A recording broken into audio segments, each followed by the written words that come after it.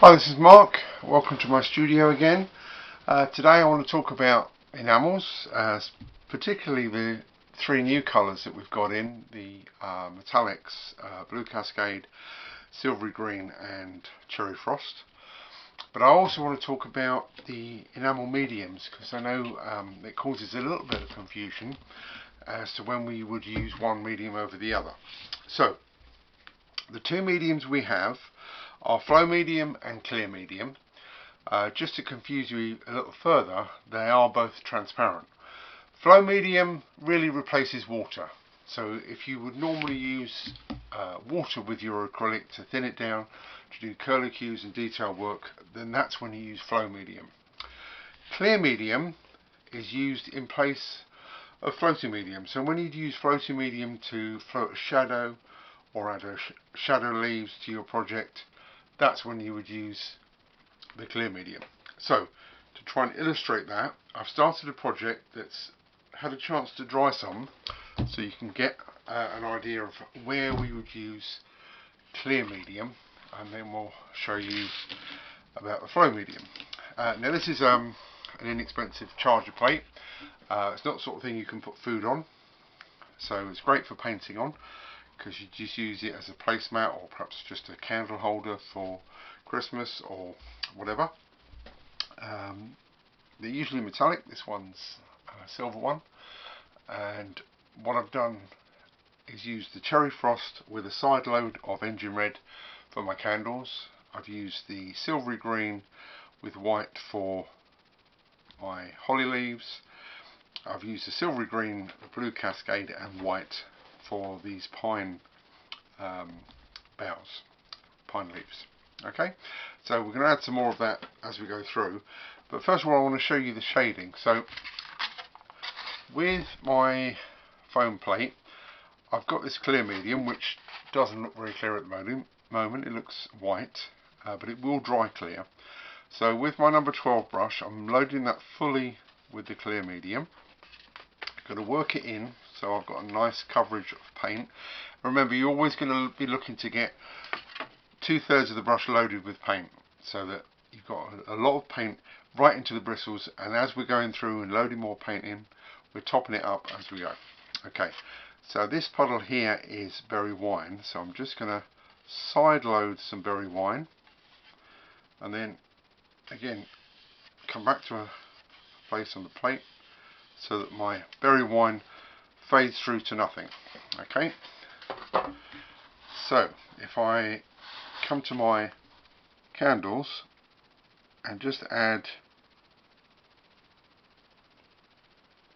a layer of that to there, it's quite a subtle difference, but it will add a little bit of shadow and depth to my candle. And again, when I'm reloading this, I'm going to dip into the clear medium and side stroke the berry wine, and again make sure it's blended in well. I'll add a bit more so that it shows up better on the camera. So if I come back here, that should show up a bit better, so it gives you a bit more of some depth there. And in actual fact this smaller candle should be in the front, so I want to come back and add that line there. Now with enamels you don't want to keep going back over it because that will tend to lift the paint off. So it's best, if you need to do it again, let it dry completely and come back. And depending on the surface and the thickness of the paint, about half an hour should be touch dry, but I prefer to leave it for about an hour. And obviously if you're painting a whole setting of these, you could start on one, do one lot, move on to the next one, and by the time you've done it, if you're doing say 6 of them, your first one should be dry enough to repaint. Okay, so that gives you some shading ideas. I said it's a real quick thing to do. It does add a bit more depth to the and dimension to your project, and it will take a little time to dry, but we can carry on with some other stuff while that's drying. Don't be tempted to overdo it. Just allow that to dry. As I said, if you wanted to come back and do some more, you can. But let's just rinse my brush off while I move on to another colour. So with my silvery green, I've got the silvery green and the blue cascade there, so I've double loaded that. Blend them together, make sure I've got plenty on the brush. On the blue edge, I'm going to pick up some white, work that in a bit more, and then I can come in and add some of these pine. Now, where the pine went over the red, a little bit transparent, so I can add a couple more strokes there, just to make that a little bit heavier. And I've already put in a couple of pine leaves in there, and then I can come in then and add some more of these pine leaves. With enamels, if you want to get more opaque finish, and obviously with metallic paints, they would generally be more translucent than the regular colours. So you can bring that out as much as you like, and this is just really working on the chisel edge, nice, quick and easy way of adding that in there. And we'll add some berries in there later.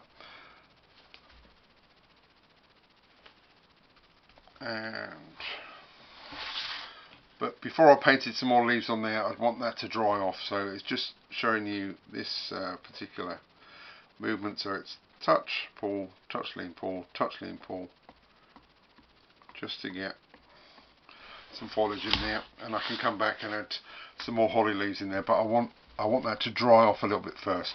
And so it is a process, and you do it in layers. Pick up some more,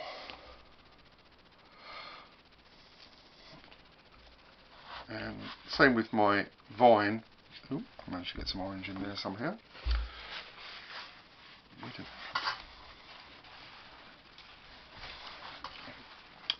Now, when before you start to paint anything with enamels, or really any multi-surface paints, you really want to make sure they're good and clean. So wash with some soap and water, because I managed to get some orange on there that shouldn't have been there. I'm just going to touch a little bit more paint over there, cover that up. There we go. Soapy water, clean, rinse, and then if you can get some isopropyl alcohol, which you can get online in the UK now, so it's not too bad to get hold of. That really does help to get any traces of grease off the surface, and always try then not to touch the surface with your hands, because any oils from your skin will tend to stop the paint from sticking to the surface. Obviously this is not a bakeable surface, so I wouldn't put this in the oven, but if it's glassware that you're going to bake, always goes into a cold oven, and don't be tempted to open the oven once you've got it cooked. Okay, so cold oven, set your oven temperature, it's about 165, it does say 325 degrees Fahrenheit on the bottles, sorry, 350, I think it's about 165 in Fahrenheit, in centigrade. Let your oven get to the temperature, time it for 30 minutes, turn it off after the 30 minutes, don't be tempted to open the oven, just leave it to cool down completely. So the good idea is, if you're going to be doing that, do it before you go to bed, get all your glassware finished. I like to leave it for a day, really. Leave it for 24 hours. And I want to pick up a little bit of darker green on the silvery green side, just to give a bit of added depth to these holly leaves. Okay, so the holly, let's go over one that's dry. So holly is always, we start on an angle, scoop, scoop, point. Okay, and then we come back, scoop, scoop, scoop, point, bring the stem. Okay. So you're always angling the brush slightly so that it's in the right position to get to the tip of the leaf. And that's that. And we can add a second one there. Scoop, scoop, point. And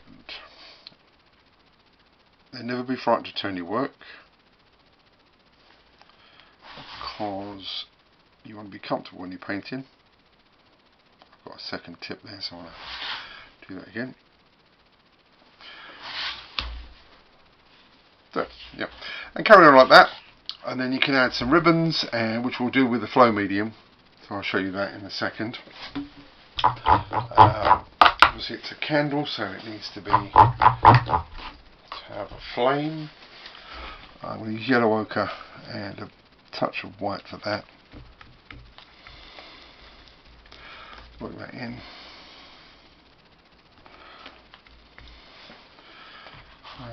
And our candle flames just like a leaf.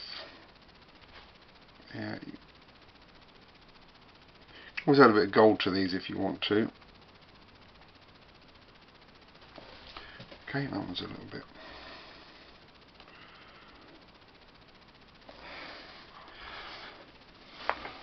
Let me try that again. To be honest, we always say paint over it if you don't like it. It doesn't always apply with enamels, because obviously you're going to start listing the paint off. And I think in this case I've got to take that one off. Take the tip of that one off and try again.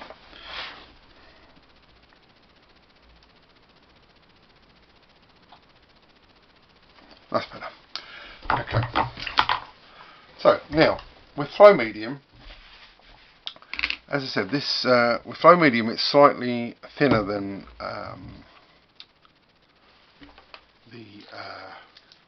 well, it's a lot thinner than clear medium. It's more like water.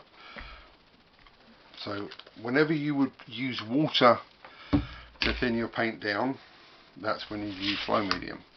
And again, you can see it doesn't look very clear, but it does dry transparent. But it is very, very liquid. So it's a good idea. If you're using a double loader, this is perfect because it keeps it separate from your paints. Okay. So if you load your brush fully with the clear medium, and I need some brown because I'm going to be painting my candle wicks.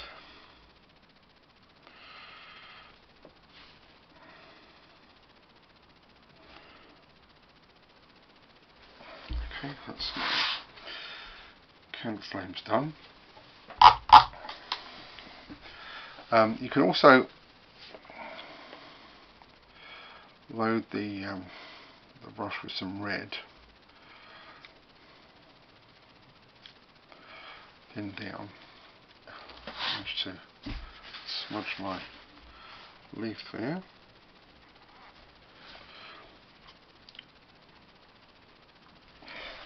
Tidy up later. And you can add some string ribbons into your wreath as you try some colour into there. And also I would add some berries with the end of the brush.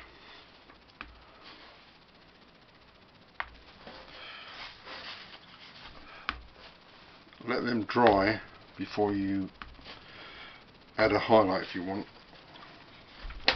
But you just really want a highlight on the berries of white. And obviously I'm not letting them dry, but you can just add a little spot of white. But if you're just a little speck of white, which gives you a highlight, but it's best to wait until they're dried. yeah, anywhere where I've finished, I can add these string bows just to add some more colour to the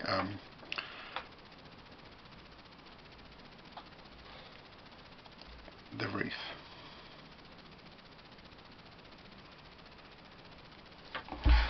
Okay, and that will be finished in time for Christmas, hopefully. Okay, so that's a charger plate showing you how to use the clear medium to shade and flow medium to thin the paint down as if you were adding water to it.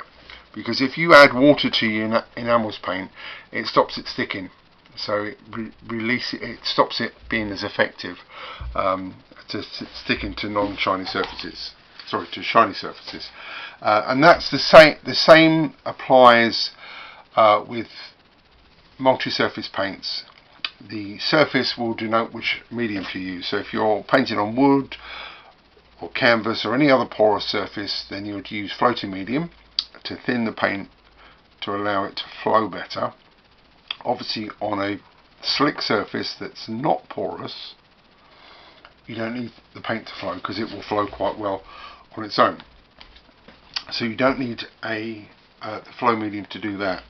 You only really need it to thin it down so you can do those little detail work. Okay, and then the clear medium, as I said, is for doing shadow leaves and detail work, shading. And if I show you some clear medium, if I load the brush fully with clear medium,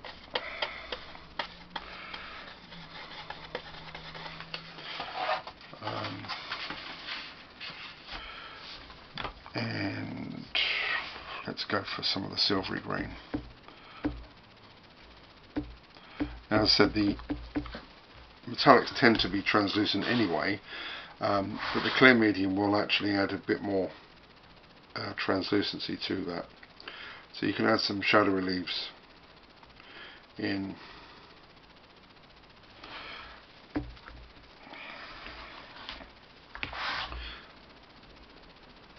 around your design as well. So, and then maybe pick up some of the wipe the brush, pick up some of the blue, and add a couple in, so that you've got all the colours that you're using in there. Okay, so you can just really fill that out with the shadow leaves. It just adds a bit of extra something to the design.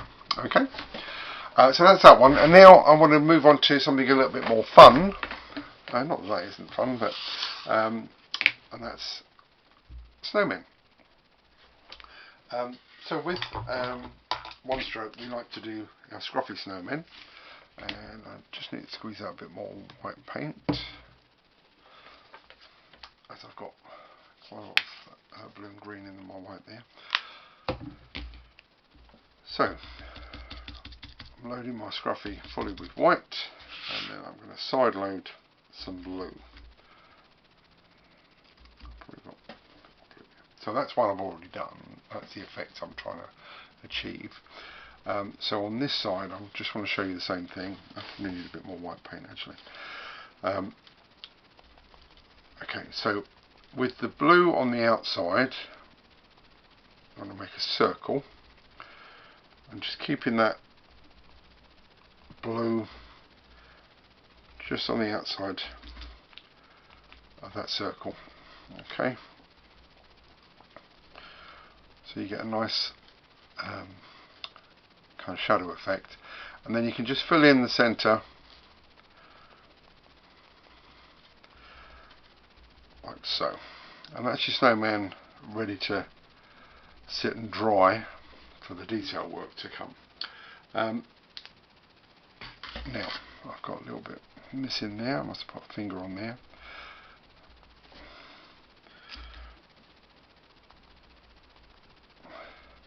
And snowmen are great because you can do all sorts of things with them. You can add different types of hats to them, and earmuffs, and all sorts of eyes and things. So I'm going to add a carrot nose to this one. So with some orange, and I just want to add a bit of shadow to it. So with a bit of side load of brown. Don't want too brown. Okay, so with my brown to the bottom. Let's see, I'll do this so you can see it easily. Okay, just want to scoop it. Scoop it.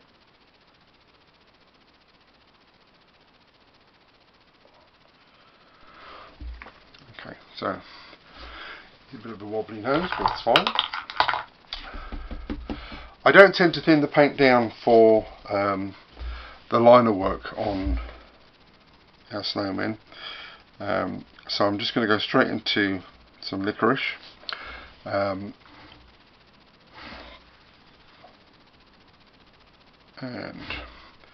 put in two little curved lines, which are going to join his smile. And we quite often do these, Donna refers to them as whimsical eyes. They're kind of like two triangles that we just tap in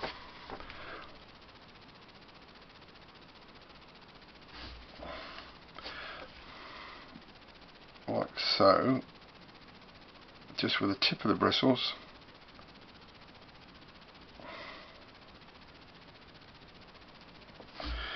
Okay, and